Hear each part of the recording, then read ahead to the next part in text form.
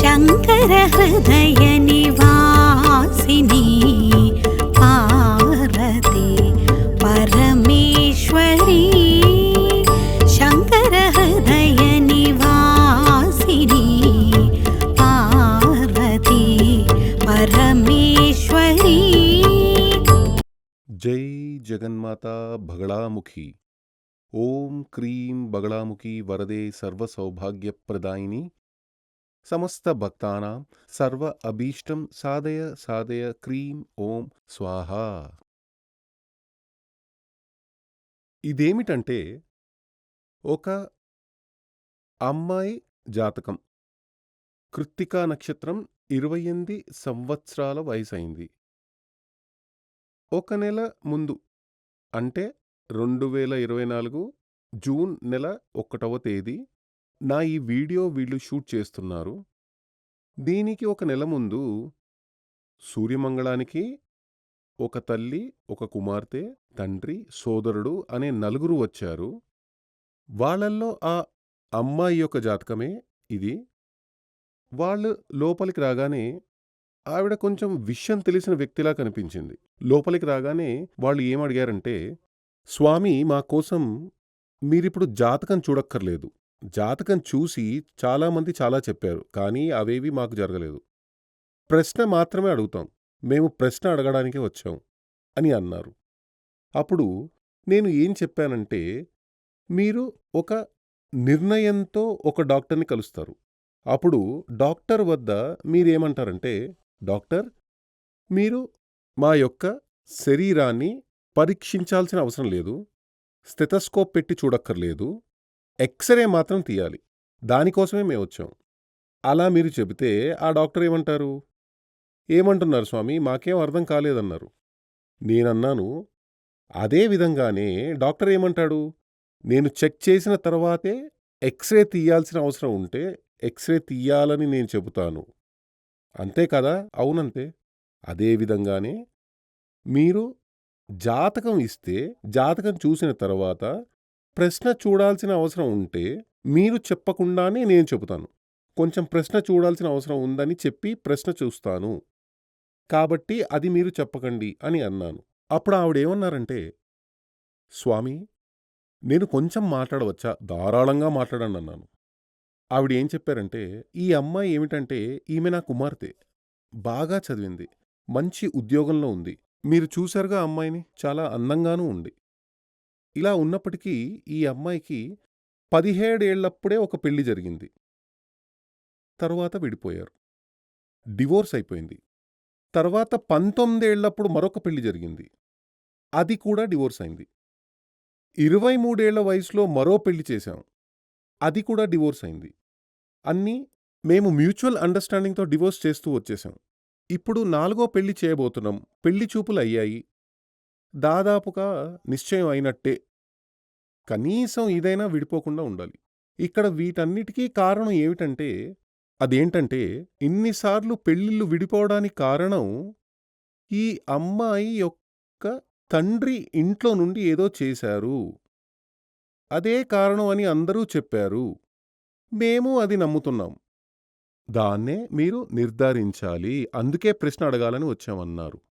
నేనేం అడిగానంటే, మీరు ఈ జాతకాన్ని ముందే ఎవరికో చూపించి ఉంటారు కదా, అంటే జ్యోతిష్యంలో నమ్మకం ఉంది కాబట్టే కదా నా దగ్గరికొచ్చారు. అప్పుడు అదే విధంగా ఇంతకుముందు మీరు చాలామందిని కలిసి ఉంటారు కదా, వాళ్ళు ఈ జాతకంలో మాంగళ్య దోషం ఉంది అని చెప్పి దానికి పరిష్కారం కూడా చెప్పి ఉంటారు, అది మీరు చేశారా? అలాంటిదేమీ లేదు స్వామి, మాంగళ్య దోషం ఉందని ఎవ్వరూ మాకు చెప్పలేదే. మేము ఎంతో మందిని కలిశాం, ఒక్కో పెళ్లి పెటాకులైనప్పుడల్లా ఒక్కో జ్యోతిష్యుణ్ణి మళ్ళీ మళ్ళీ మళ్ళీ వెళ్ళి కలుస్తూనే ఉన్నాం. ఈ అమ్మాయికి మాంగళ్య దోషం ఉందని ఏ ఒక్కరూ చెప్పలేదే.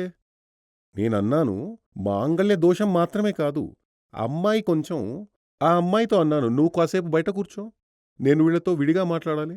అప్పుడు ఆ అమ్మాయి ఏమన్నదంటే, ఇది నా తలరాత కదా, నా జాతకమే కదా, నేను వినాలి, ముందు నువ్వు బయటకు వెళ్ళన్నాను. ఆమె బయటకు ఆమె తల్లిదండ్రులను వెళ్ళన్నారు, ఆ అమ్మాయి వెళ్ళిపోయింది. నేనన్నాను, ఈ అమ్మాయి లిటిల్ బిట్ సైకో, ఆమెకి మనోవ్యాధి ఉంది, ఆమె మనోవ్యాధి వల్లే, ఈ కారణాల వల్లే ఆమె పెళ్ళిళ్ళు పెటాకులయ్యాయి. జాతకంలో మాంగళ్య దోషం కూడా ఉంది. అదేమిటంటే, జాతకంలో చూస్తే 7వ స్థానం, 7వ స్థానంలో చూస్తే శని ఉన్నాడు. 7వ స్థానం మాంగళ్య స్థానం. అక్కడ సూర్యుడు, శని, రాహు ఉంటే మంచిది కాదు. ఇక్కడ శని ఉండేది సొంత ఇంట్లోనే. అయినప్పటికీ 7వ స్థానంలో ఉన్న శని, సూర్యుడి దృష్టి ప్లస్ బుధుడి దృష్టి ఉంది. ఇక్కడ వీనస్ ఉన్నప్పటికీ సూర్యుడికి, బుధుడికి మాందికే పవర్ ఎక్కువ. అంటే వీనస్ ఇక్కడ కేంద్రాధిపత్యం ఉండడం వల్ల, 11లో భావాధిపత్యం ఉండడం వల్ల వీనస్ కూడా ఇక్కడ శుభదృష్టిలో లేదు. అంతేకాకుండా ఈ సూర్యుడు, బుధుడు, మాంది లాంటివి తీవ్రమైన పాపగ్రహాలు. వాటి దృష్టే ఇక్కడ ఉంది. 4 అంతకంటే ఎక్కువ గ్రహాలు ఒకే రాశిలో ఉంటే అది ప్రవర్జ్య యోగం. అది 7వ స్థానంలో ఉంటేనో, 7 మీద దృష్టి ఉంటేనో అది పురుషుడి జాతకంలో బహు భార్యా యోగం. అంటే చాలామంది భార్యలు ఉంటారని అర్థం. ఇదే స్త్రీ జాతకంలో ఉంటే బహు భర్తృయోగం. భర్త అంటే హస్బెండ్. ఆమెకి చాలా పెళ్ళిళ్ళు జరుగుతాయి.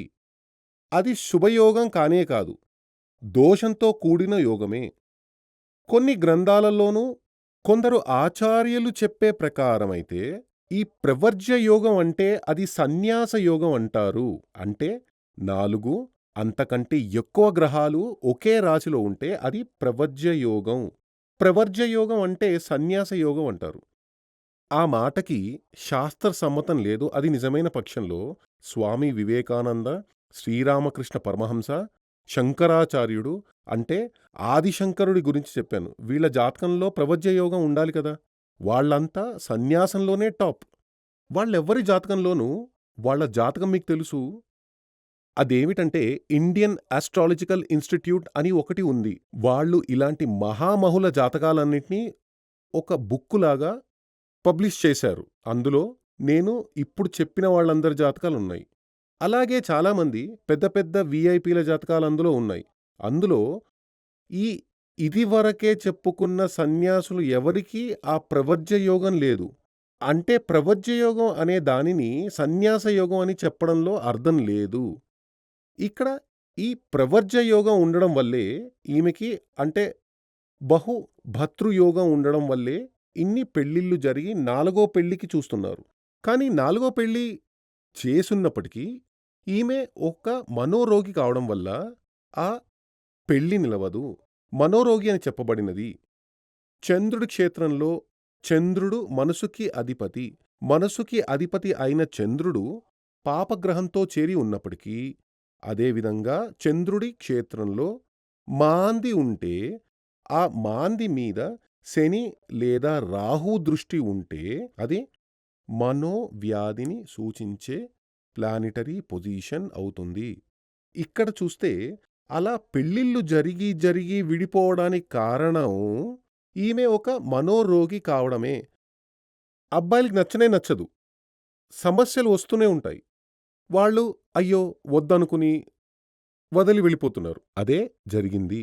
కాబట్టి ముందుగా ఈమెకి ఆ 2 మార్గాలు, ఒకటి మంచి సైకియాట్రిస్ట్ వద్ద చూపించి మనోవ్యాధికి చికిత్స చేయించాలి.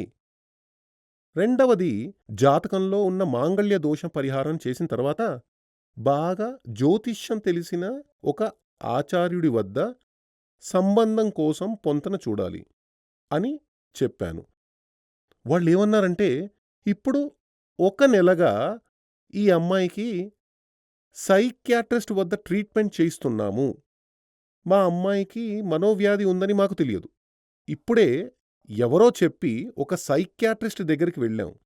అక్కడ కొన్ని మందులవి ఇచ్చారు. ఆ అమ్మాయి వేసుకుంటోంది. సరే అమ్మాయిని పిలవండి అని చెప్పాను. మీరు బయటకు వెళ్ళిపోండి. అమ్మా, నాన్న, సోదరుడు బయటికెళ్లారు. ఆ అమ్మాయి లోపలికొచ్చింది.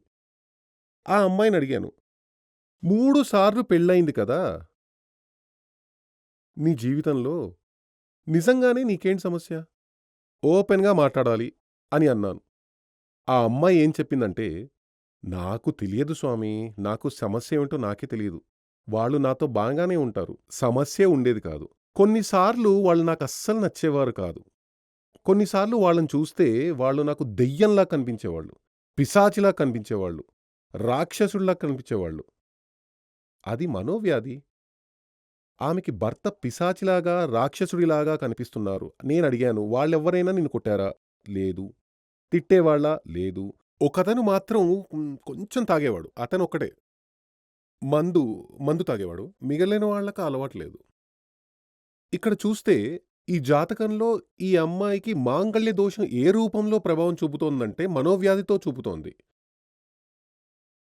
కాబట్టి ముందు వీళ్ళు శాస్త్రం తెలిసిన ఒక ఆచార్యుడికి కలిసి ఉంటే, ఈ మాంగళ్య దోషానికి పరిహారం చేయాలి. దానికంటే ముందు ఈ మనోవ్యాధికి పరిహారం చెయ్యాల్సి చెప్పి ఉండేవాళ్ళు. మనోవ్యాధికి సైకియాట్రిస్ట్ వద్దకు వెళ్లి ఆ చికిత్స చేయండి. లేదంటే మానస మిత్ర హోమం చేయండి అని చెప్పాను.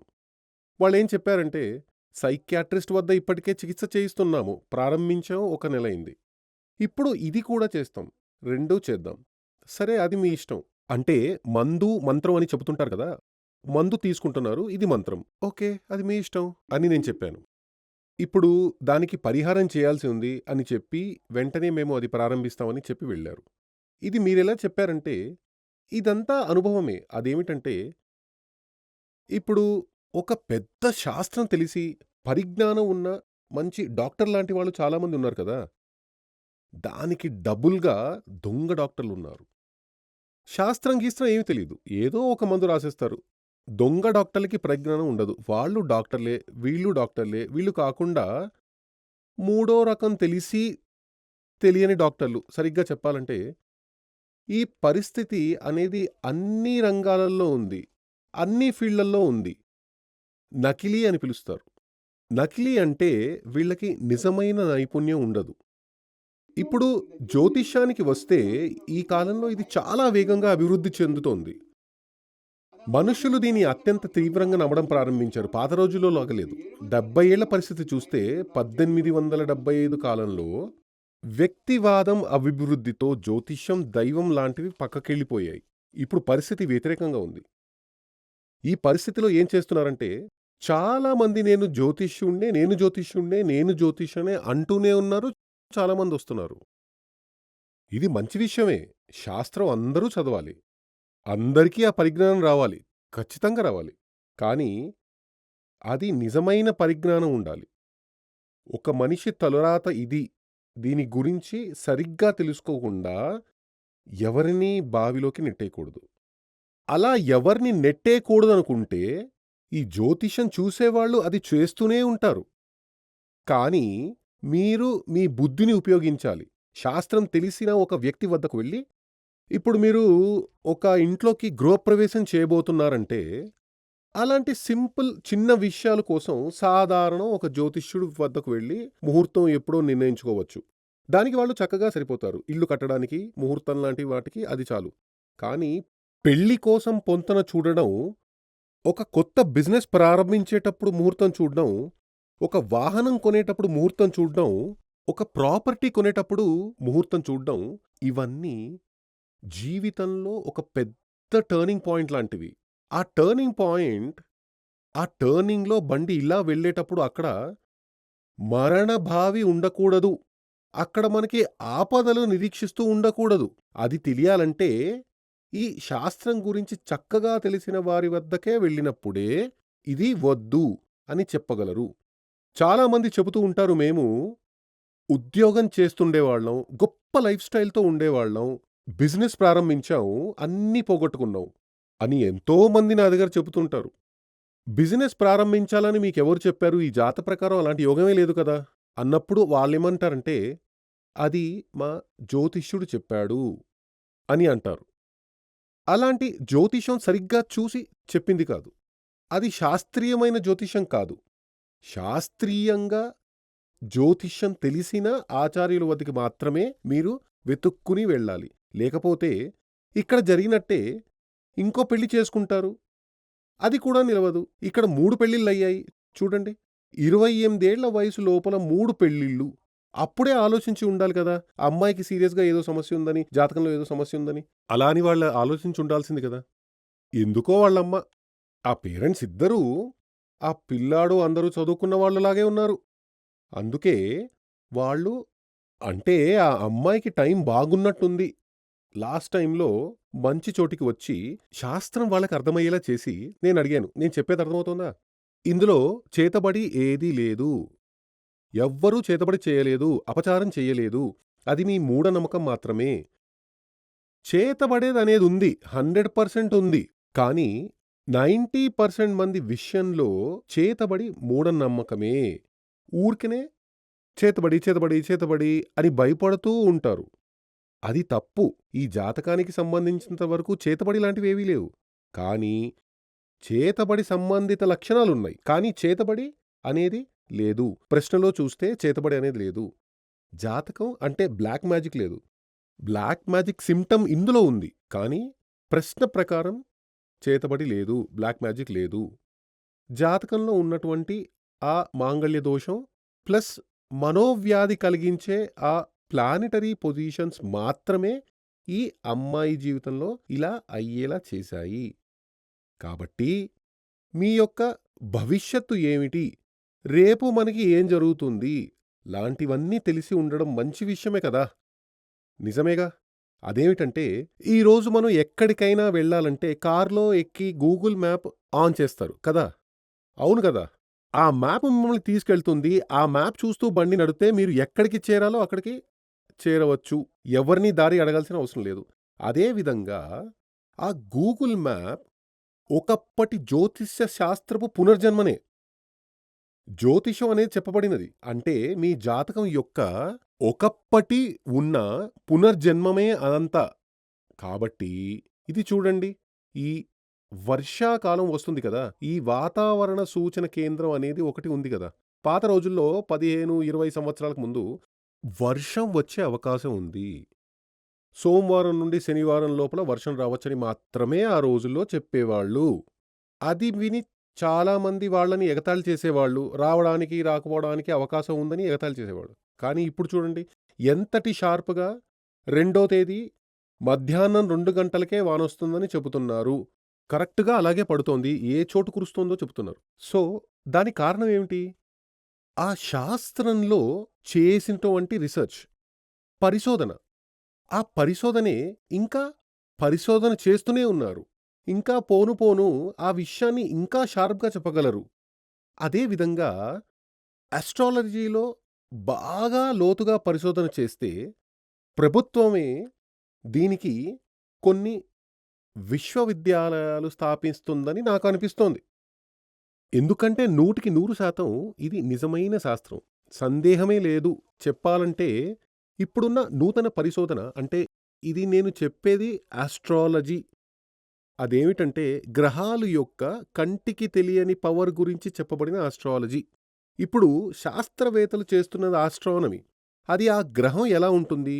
దాని బరువెంత? దాని రూపమేమిటి? దానిలో ఏమున్నాయి? అంటే ఫిజికల్‌గా ఎలా ఉంటుంది అనేది ఆస్ట్రానమీ. కానీ ఈ ఆస్ట్రాలజీ లోకం పుట్టిన కాలం నుండే ఉంది. అంటే వేదాల కాలం నాటి నుండే ఉంది. వేదం ఎలా పుట్టింది? బ్రహ్మదేవుడు సృష్టించాడు. బ్రహ్మదేవుడే వేదం ఇచ్చాడు. కాబట్టి బ్రహ్మదేవుడు ఎప్పుడంటే వేదానికి ముందు బ్రహ్మదేవుడు. బ్రహ్మదేవుడే సమస్తం సృష్టించాడు. అన్నింటికీ రూపమిచ్చాడు. కాబట్టి బ్రహ్మదేవుడు పుట్టిన కాలం నుండే ఈ జ్యోతిష శాస్త్రం కూడా ఉంది. వేదాలు ఉన్నాయి. జ్యోతిషం కూడా ఉంది. కాబట్టి అలా ఉన్నప్పటికీ ఈ ఆ కాలంలో వేదకాలంలో నుండే అస్ట్రాలజీలో ఆ గ్రహాలు యొక్క పేరు సూర్యుడు, చంద్రుడు, కుజుడు, రాహువు, శని, కేతువు, బుధుడు ఇలా పేర్లు పెట్టి ఉన్నారు కదా! శుక్రుడు. నవగ్రహాల పేర్లు. ఆ ఆస్ట్రానమీలోనూ ఆ పేర్లే కదా ఉపయోగిస్తున్నారు. కదా! చంద్రుడి మీదకి వెళ్తున్నాం, సూర్యుడి దగ్గరకు వెళ్తున్నాం, బుధుడికి చూస్తున్నాం అనే కదా చెబుతున్నారు. ఏం మీరు కొత్తగా పేరు పెట్టొచ్చు కదా! ఇది వేదాల్లో ఉండే పేర్లే కదా! అదే విధంగా 100 సంవత్సరాల పంచాంగం చూడండి. 100 సంవత్సరాల పంచాంగం. 100 సంవత్సరాల తర్వాత ఎప్పుడు గ్రహణం సంభవిస్తుంది? ఎన్ని గంటల సేపు అది ఉంటుంది? ఎప్పుడు గ్రహణం పూర్తవుతుంది? అని పంచాంగంలోనే ఉంది. అంటే విజ్ఞానులు ఇప్పుడు అదే కరెక్ట్ చెబుతున్నారు. సూర్యగ్రహణం ఎప్పుడు వస్తుంది? ఎప్పుడు ప్రారంభించి, ఎప్పుడు ముగిస్తుంది అని చెబుతున్నారు. కానీ, ఈ విజ్ఞాన ఉపకరణాలేవీ లేకుండా, ఎక్విప్‌మెంట్‌లేవీ లేకుండా, కాలిక్యులేషన్‌లు చేసి, ఆ కాలంలో ఆచార్యులు, జ్యోతిష్యులు ఇవన్నీ చెప్పేవారు కదా! మరి జ్యోతిష శాస్త్రం తప్పని చెప్తే, అది బుద్ధి లేనితనం. కొందరైతే జ్యోతిష్యం నాకు నమ్మకమే లేదని చెబుతారు. నేనడుగుతాను, నీకు జ్యోతిషం తెలుసునా? తెలియదు. జ్యోతిషం చదివావా? తెలియదు. లేదు. మరైతే నీకు నమ్మకం లేదని నువ్వెలా చెప్పగలవు? నువ్వు జ్యోతిష శాస్త్రం చదువు. అన్ని పుస్తకాలు దొరుకుతాయి. అన్ని భాషలో దొరుకుతాయి. జ్యోతిషం కొంచెం చదువు. మొదట్లో పుస్తకం చూసి చదువు. బేసిక్ నీకు నాలెడ్జ్ రానివ్వు. ఆ తరువాత నీ జాతకం చూసి రిసర్చ్ చెయ్యి. ఒక జ్యోతిష గ్రంథం పెట్టుకుని, నీ జాతకం పెట్టుకుని పరిశోధించు. అప్పుడు నీకర్థమవుతుంది ఇందులో ఎంతవరకు నిజం ఉందో. మేమంతా అలాగే చేశాం. జ్యోతిషం చదివి, పరిశోధన చేసి, ఇప్పటికీ పరిశోధన చేస్తూనే ఉన్నాం ఇతరుల జాతకాలతో.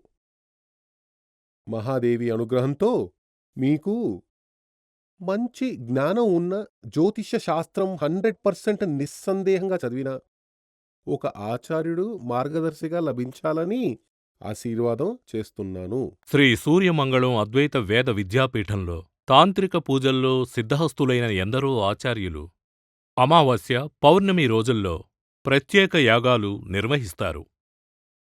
ఈ యాగాల్లో పాల్గొనడం ద్వారా తల్లి శ్రీ బగళాముఖీదేవి అనుగ్రహం వల్ల సర్వదోషాలూ పోయి సకల సౌభాగ్యాలు మనకు కలుగుతాయి.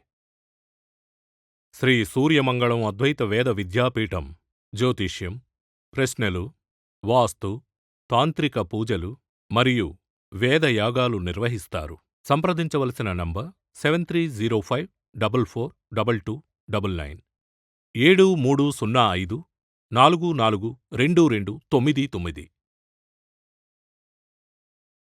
చెన్నై, కోయంబత్తూర్, బెంగళూరు, హైదరాబాద్, విజయవాడ, ఢిల్లీ, ముంబై, తిరునల్వేలి, టెక్సాస్.